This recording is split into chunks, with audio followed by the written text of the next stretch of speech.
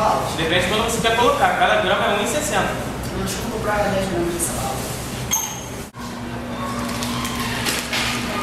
Peraí, se o valor depende do peso em gramas, estaria correto dizer que o valor está em função do peso?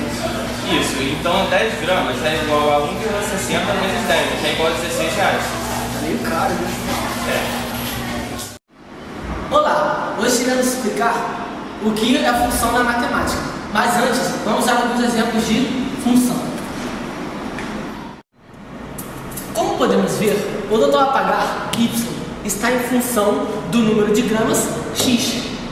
E podemos representar isso dessa forma: y igual a 1,60 vezes x, e lê-se, y está em função de x. Então, y é igual a f de x, e f de x é igual a 1,60 vezes x. Agora que já temos ideia do conceito de função, vamos entender os conceitos relacionados à matemática. Aqui, vamos explicar o que é uma função.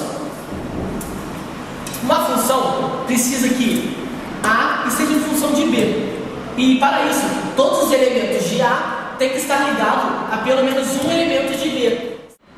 Agora, vamos para um exemplo errado.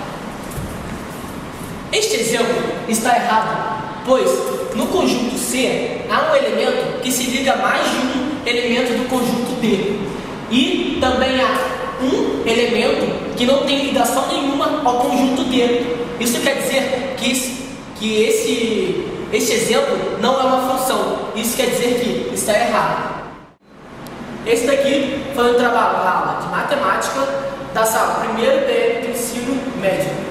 E esse grupo contém Arthur, Paulinho, Luca, Antônio Paiol e mais 3 pessoas que não estão aqui agora, mas são Flávio, Matheus Miceli e Amanda Bu. E aqui acaba a nossa videoaula sobre funções.